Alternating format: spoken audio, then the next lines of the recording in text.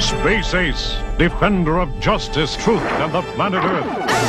You have been recruited by the Star League to defend the frontier against Zur and the Kodan Armada. My dad was right. I don't want to play anymore. It's the video game years, and this is 1984. Alex is going for the record! The systems, the culture, the games. A shiny marble rolls through arcades. I like it when the marble dies, it just kind of screams.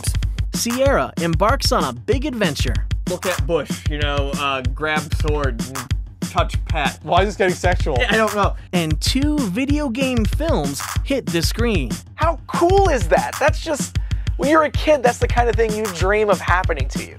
Plus an animated space adventure, and Capcom earns its wings. So deliver all those newspapers and practice that sidekick.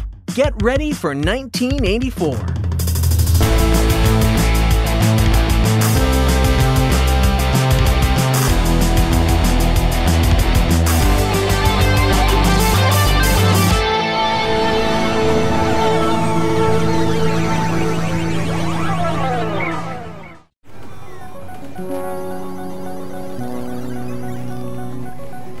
So near the end of 1984, Atari Games put out their classic Marble Madness. Yeah, Marble Madness, the first game to ever have the player be a marble.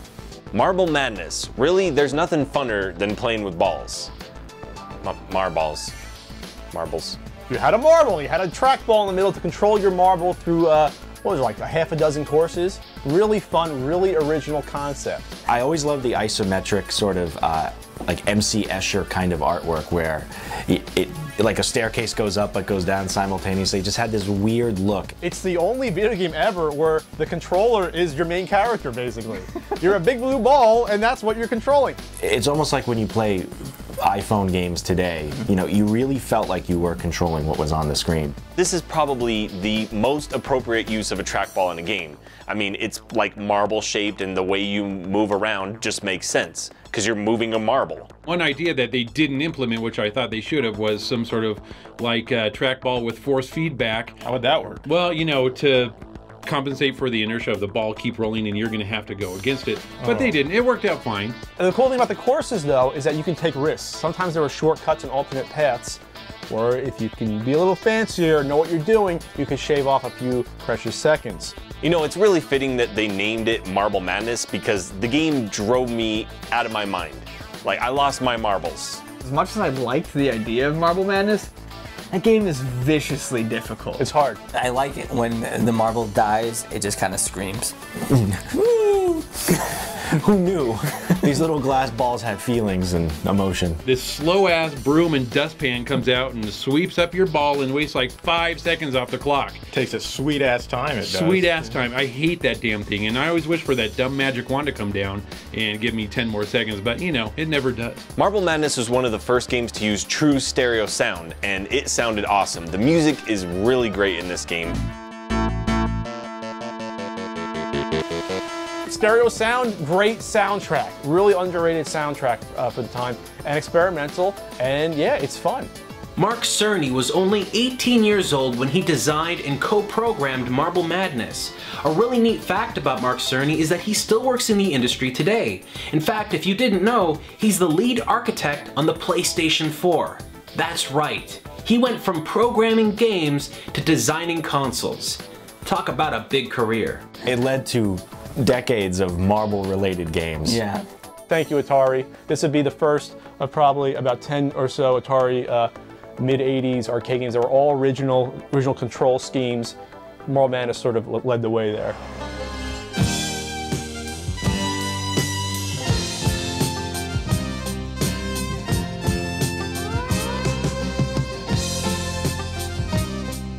The Hitchhiker's Guide to the Galaxy, not just a series of crazy British humor books by Douglas Adams, but also a crazy British humor interactive fiction game by Douglas Adams. I don't care much for the game, but it is written well and it's pretty funny. There's an object in there that says that thing that your aunt gave you that you don't know what it is or something.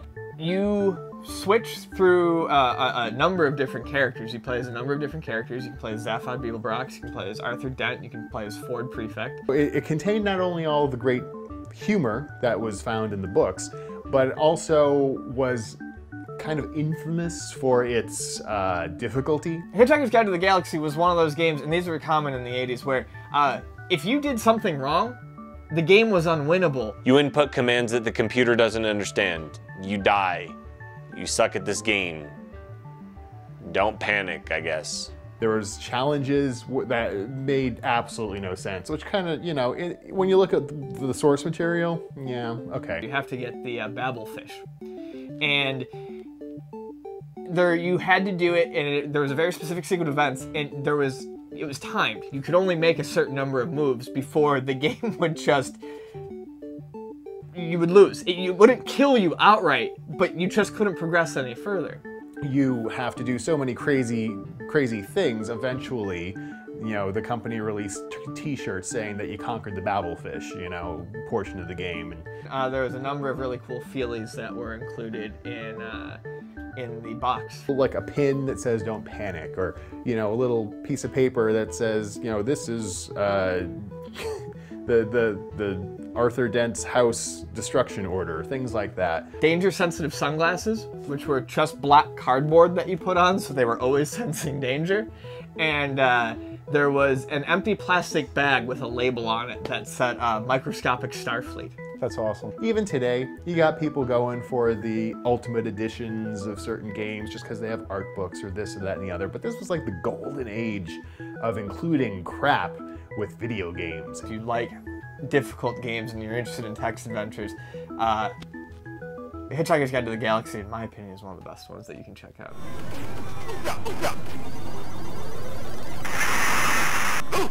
Tag Team Wrestling. So Tag Team Wrestling came out, was published by Data East. Can you imagine the first time walking up to that cabinet and dropping your quarter in and being like, I'm going to play a wicked sweet wrestling game, and then you go to attack the guy and a text list appears and you pick your move from a text list. There's a movie called The Nutter, which was some kind of headlock, I'm guessing in front of the groin. It is fun though, how you can like do the moves off the ropes and the flying drop kicks, and you can tag in your opponents. The tag team element is kind of interesting because from a first, you know, a single player tag team kind of mechanic is similar to later fighting games where you would swap out players in a single. Like a Tekken tag or Street Fighter Cross. The coolest thing about it was it did introduce cut play.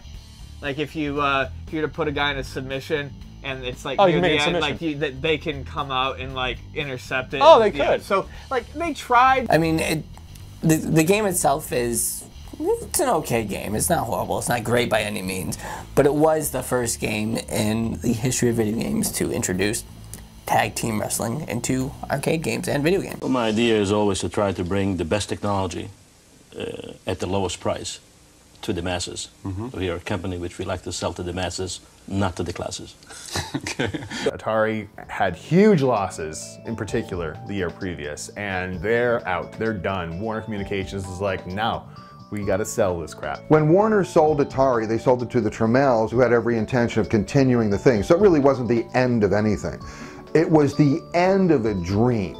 It was not the end of an era. So Warner Communications unloads the home computing division and such to Jack Tramiel, who is one of the guys behind Commodore. Tramiel paid $240 million in promissory notes based on Atari's future performance. They basically loaned him the money to buy the company. Bam, there you go. You got Atari. And he fix it up, have fun. We're gonna go over here and we're gonna create Animaniacs or something.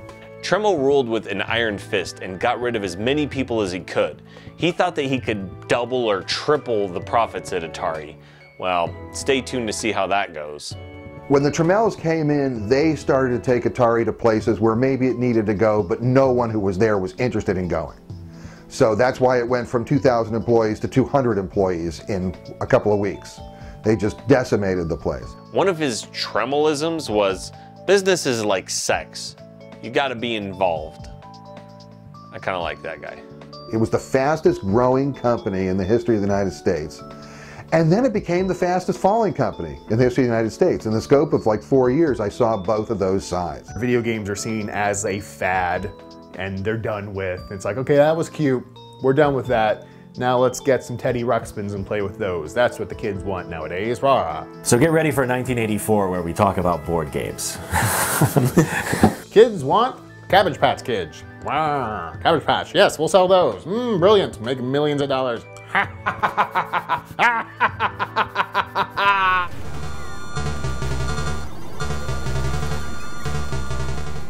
Star Force is a fantastic top-down shooter that would kind of set the template for a lot of space shooters to come in the following years. Star Force wasn't a big deal in the US, but it was a very big deal in Japan. It wasn't the first of its kind, but it really kind of established the genre there. Gameplay is very simple. You take control of a little ship, and you have to defeat the Starbrain, basically, at the end of each level.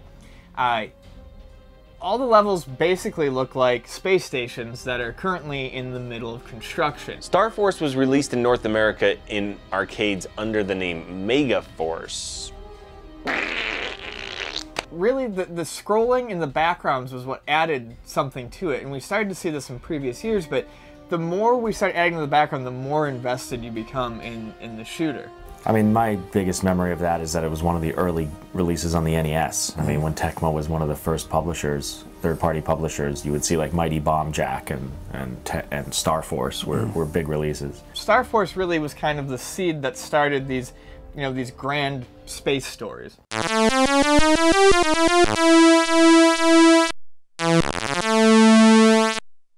Karateka!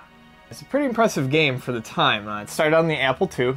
The graphics, I believe, were rotoscoped, which was, you know, allowed for very fluid animation. When you did a kick, you actually, it wasn't like kick all of a sudden, you actually saw that fluid motion of like the kick going up. It looks like a real guy running and doing his cool kicks and punches, and you're just beating up on other guys, and you know, there's like a bird there or something.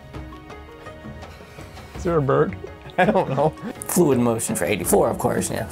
But like multi-frames. Right, not there's, just like on-off kind of kicking. The game was created by Jordan Mechner while he was in school, and he went on to create a very similar looking and playing game in 1989 called Prince of Persia. Prince of Persia also had the fluid animation that was found in Karateka, and that kind of carried over. The goal of the game is to basically infiltrate a fortress and to rescue the princess. At the end, if you go to rescue her and you're still in a fighting stance, she'll kill you in one hit.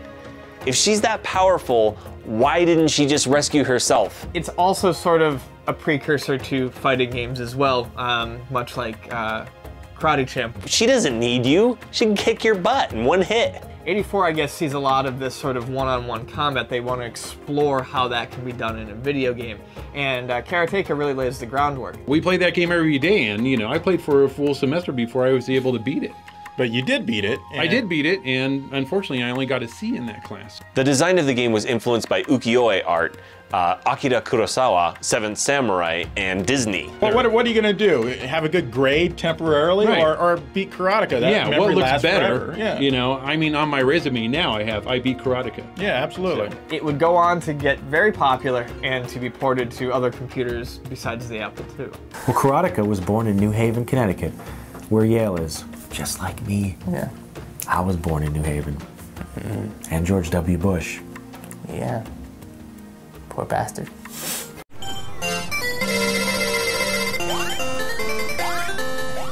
Pac-Land by Namco is a fantastic Pac-Man game that is not at all like normal Pac-Man. Did you cringe? Why did you cringe? I didn't cringe. I think you cringed. Previously, you had Pac-Man just munching dots.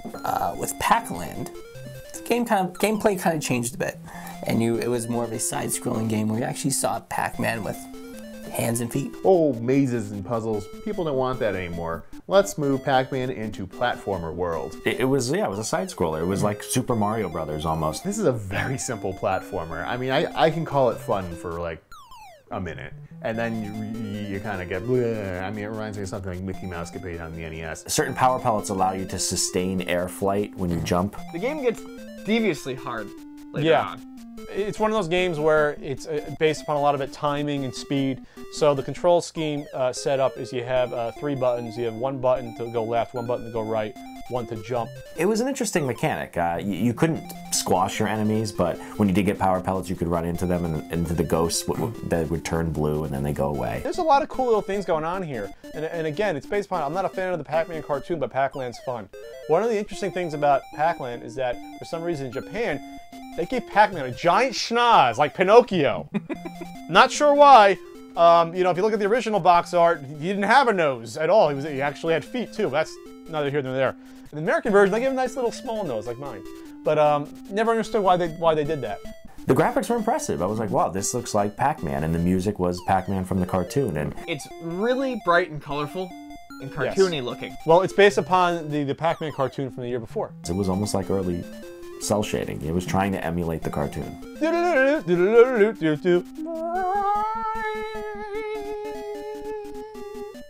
And now, it should have been a video game in 1984. Oh, hello, I'm Eric, and this is the stuff from 1984 that should have been made into a video game. But it wasn't. In movies, The Neverending Story. Not the 1986 text-based adventure game, but a game that would be very similar to Choplifter. Instead of riding in a helicopter, you'd ride on Falcor the Luck Dragon's back, because having a Luck Dragon with you is the only way to go on a quest. The goal of the game would be to chase bullies into dumpsters, but in order to avoid falling off, you've got to hold on with your big, good, strong hands. In music, Catch My Fall by Billy Idol. Catch people jumping out of a burning building with the always reliable trampoline. From the hit song Drive by the Cars comes a cab driving game where you chauffeur drunkards from the bar in this pre-GTA simulator. Following the industry-crashing promotional games of 1983 comes another one. From the popular Wendy's Fluffy Bun commercial featuring the famous catchphrase, "Where's the beef?" In this Atari 2600 game, very similar to Chase the Chuck Wagon, you'd run around the maze looking for beef while avoiding Burger King and McDonald's buns. Where's the beef indeed?